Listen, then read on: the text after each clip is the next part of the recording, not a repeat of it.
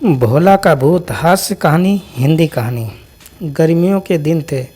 भोला के खेत में इस बार तरबूज खरबूजे और ककड़ियों की धूम थी। जानवरों से खेत की रक्षा के लिए उसने खेत के किनारे एक झोपड़ी डाल दी थी और रात के समय उसी झोपड़ी में सोने लगा था। एक रात पड़ोस के गांव में कठपुतलियों का नाच हो रहा था। भोला को नाच देखने की इच्छा हुई, लेकिन जाए तो कैसे।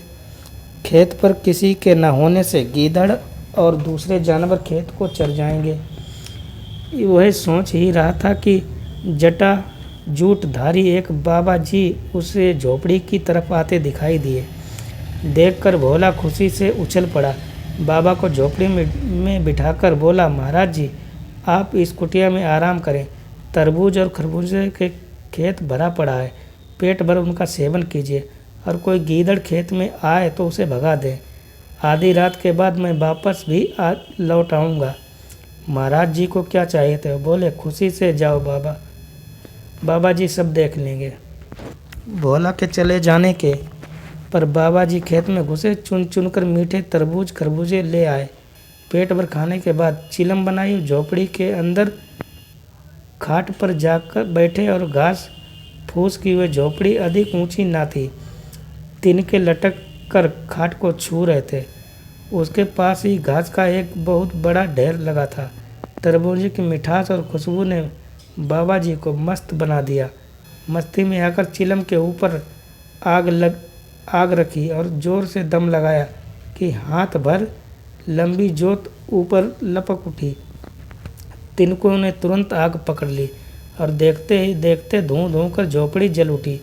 बाबा जी कूदकर बाहर आना चाहते थे कि अपनी ही धोती में उलझकर गिर पड़े और आग की लपटों में जलकर भस्म हो गए।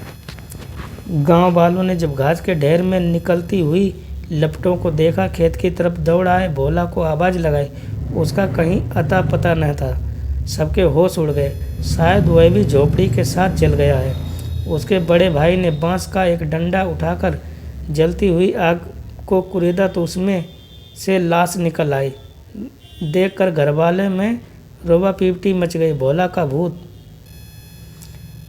भोला को जला हुआ पाकर गांव के लोग दुखी हुए। उसके माता पिता भाई बहन छाती पीट पीट कर रोने लगे। फिर भोला का अंतिम संस्कार करने के लिए ही वे घर लौट आए। रात के तीसरे पहर भोला जब खेत पर आया तो देखा झोपड़ी राख बनी है, घास का ढेर भी फूक चुका है। उसे बाबा जी पर बड़ा क्रोध आया। कमबख्त खरबूजे भी खा गया और जाते जाते झोपड़ी में आग भी लगा दी। घर के लोग अब क्या कहेंगे सोचता हुआ वह गांव की ओर चल पड़ा। जल्दी से अपनी चौपाल के पास पहुंचकर उसने देखा कि गांव के लोग शोक की मुद्रा में चुपचाप बैठे हैं। बीच में हुक्का पड़ा है और लोगों की आंखें आंसुओं से भीगी हुई हैं। वह समझ ना सका कि लोग क्यों मौन बैठे हैं। चौपाल के एक किनारे पहुंचकर भोला ने अपनी भाई को आवाज़ दी। देखते ही लोग चौंक उठे। एक ने चिलम उठाकर उस पर दे मारी। भोला कपड़े झाड़ने लगा। भूत भूत कहते हुए लोग भोला को लाठियां लेकर उसके पीछे दौड़ पड़े। मारो मारो, भूत आ गया। लोगों को अपने पीछे भागते हुए देख भोला तीतर की चाल हो गया। भागकर अपनी जान बचाए हुए समझ ना सका कि लोग क्यों उसे खदेड़ रहे हैं। जाकर अपने खेत के पास बैठ गया। भोला का भूत। सूरज उगने के साथ ही गांव का एक धोबी घाट की तरफ जा रहा था कि खेत के पास भोला नजर आया। उसे देखकर भोला उठकर उसकी ओर चल पड़ा। वह धोबी से पूछना चाहता था कि आखिर बात क्या है, गांव के लोग उससे इतना नाराज क्यों हैं। भोला को अपनी तरफ आते देख धोबी ने अपनी गठरी वहीं डाल दी और भूत भूत कहता हुआ गांव की ओर भागा। भोला सोच में पड़ गया, आखिर बात क्या है, लोग उसे अब क्यों भूत बना दिया है। तभी उसने देखा कि गांव के लोग भाला लाठियां और जलती हुई लकड़ियां लेकर धोबी के साथ उसकी ओर बढ़े आ रहे थे। देख कर वह अरहर के खेत में घुस गया। कहीं किसी ने भाला फेंक कर मारा तो मुफ्त में जान गंवानी पड़ेगी। मूर्खों ने जिंदा आदमी को भूत बना दिया। सोचने लगा, रात को यहाँ से निकल लूँगा और जब भैया चौपाल में अकेले होंगे तभी उन्हें बताऊँगा कि मैं भूत नहीं हूँ। जब रात के लगभग 10 बज गए तो भोला डरते डरते गांव में पहुंचा।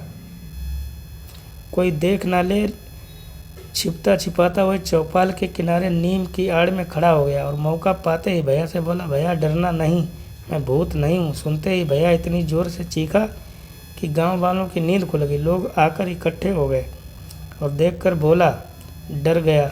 सोचा भागने में ही भलाई है। वह तेज़ी से भाग खड़ा हुआ। गांव के कुत्तों ने दूर तक उसका पीछा किया, किंतु अरायर के खेत में घुस जाने के कारण उसकी जान बच गई। पूरे गांव में दहशत छा गई। लोग परेशान हो उठे।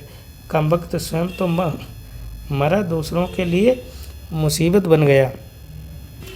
भूत के डर से लोगों ने अपने काम काज छोड़ दिए। ऐसा भूत कभी नहीं देखा जो न हल जोतने दे, न कपड़े धोने दे, न रात रात गांव में आकर लोगों को परेशान करे। अगले दिन गांव वालों ने कुछ सिपाहियों को लेकर एक थानेदार आया। उन्हें एक डाकू की तलाश थी। थानेदार को जब मालूम हुआ कि इस गांव में एक भूत आता है तो वहीं डेरा डाल दिया। सोचा शायद वह भूत ना होकर वही डाकू हो जिसकी तलाश कई दिनों से हो रही है। थानेदार ने गांव वालों को बुलाकर पूछा, वह भूत लोगों को किधर घेरता है? गांव वालों ने बताया कि ज़्यादातर अपने खेत के आसपास ही बैठा रहता है, जहां झोपड़ी में भोला जला था। थानेदार मूंछों पर ताव देते हुए बोले, अच्छी बात है, आज रात को हम उसे पकड़ लेंगे। तुम लोग भी हमारे साथ चलना। रात हुई। चारों तरफ जब घना अंधेरा छा गया तो गांव के लोग थानेदार और सिपाहियों के साथ उस जगह पर जा पहुंचे। खेत पर जाकर थानेदार घोड़े से उतर गया। अपनी सुरक्षा के लिए सिपाहियों ने 2 खूंटे जमीन में गाड़कर घोड़े की पिछली दाग उनसे बांध दी ताकि वह कहीं भाग न जाए। अब वे लोग भूत की तलाश करने लगे। भोला अपने खेत के किनारे लेटा हुआ था। लोगों को अपनी ओर आते देख वह उठ बैठा। गर्मियों के दिन थे। भोला के खेत में इस बार तरबूजे खरबूजे लकड़ी की धूम थी।